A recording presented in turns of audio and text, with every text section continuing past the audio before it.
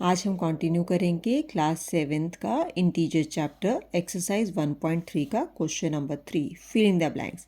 हमें ये fill in the blanks A से लेके एच तक फिल करने हैं। चलिए करते हैं इसे। देखिए एक्सरसाइज 1.3 का question number fill in the blanks है। 369 को किससे डिवाइड करें कि 369 आए। डिवाइड का मतलब तो उसके नीचे क्या टर्म है ना। तो 369 के नीचे मैं क्या लिखूं कि 369 ही आ जाए। तो ध्यान देना 369 को किससे डिवाइड करेंगे, क्या यही आ जाए सेम। ये इसका मतलब 1 से ही करेंगे ना कि 1 से कुछ भी डिवाइड करो वही टर्म वापस आ जाती है ना। तो इसका मतलब यहाँ क्या आंसर आएगा 1, है ना। क्लियर हो गया। चलो नेक्स्ट बी पार्ट, -75 को डिवाइड किससे किया जाए कि -1 आ जाए। अब देखो 1 लाना है ना, -1 बाद में देखते हैं, पहले 1 लाना है। अगर हमें 1 लाना है तो इसका मतलब उसी नंबर को उसी से डिवाइड करना होता है।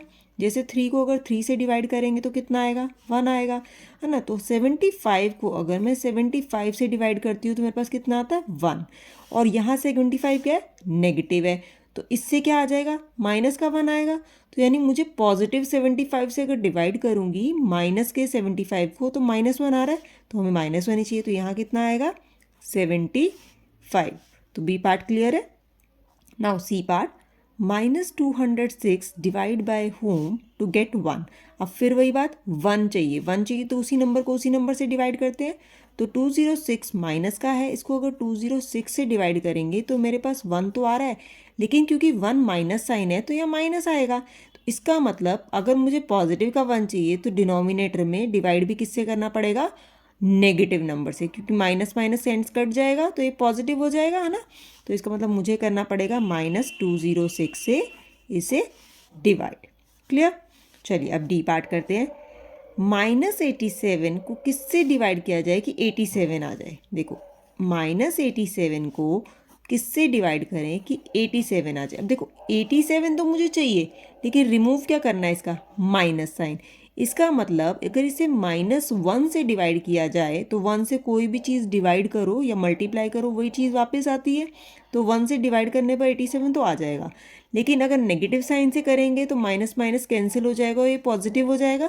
तो इसका मतलब मुझे इसे किससे डिवाइड करना है -1 से। क्लियर। चलिए नाउ ई पार्ट करते हैं।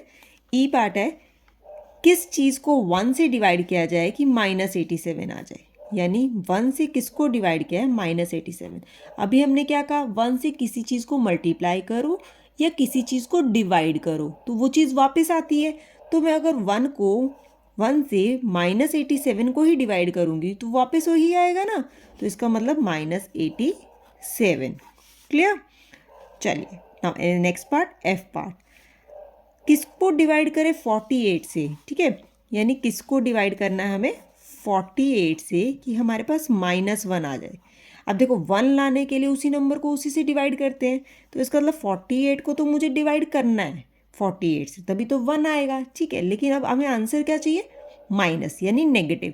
तो इसका मतलब अगर मैं अपर टर्म यानी न्यूमिनेटर जो है उसे नेगेटिव रखते हैं तो 48 कैंसिल हो जाएगा और -1 ही बचेगा।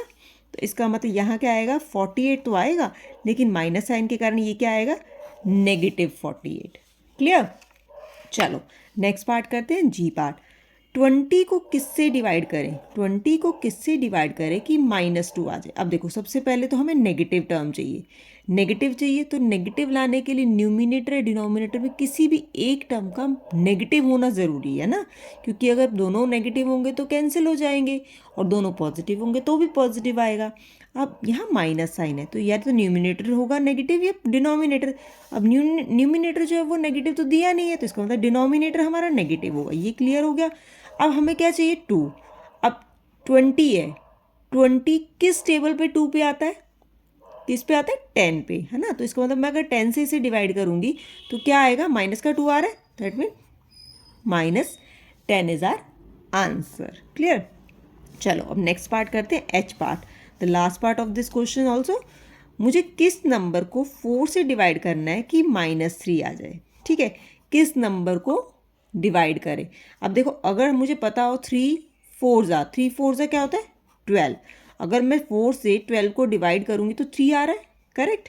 अब नेगेटिव चाहिए तो न्यूमिनेटर और डिनोमिनेटर में किसी एक नंबर का नेगेटिव होना ज़रूरी है, ठीक है। तो इसका मतलब हमें न्यूमिनेटर माइनस देना पड़ेगा। दोबारा बताते हैं, क्योंकि हमें कौन सा नंबर डिवाइड करना है 4 से, तो हमने क्या किया 3 एंड 4 को मल्टीप्लाई किया। 3 4 ज़ा 12, 3 4 ज़ा 12, तो यानी कि 4 को किसको डिवाइड करना है, 12 को डिवाइड करना है, यानी 12 डिवाइड बाय 4 होगा।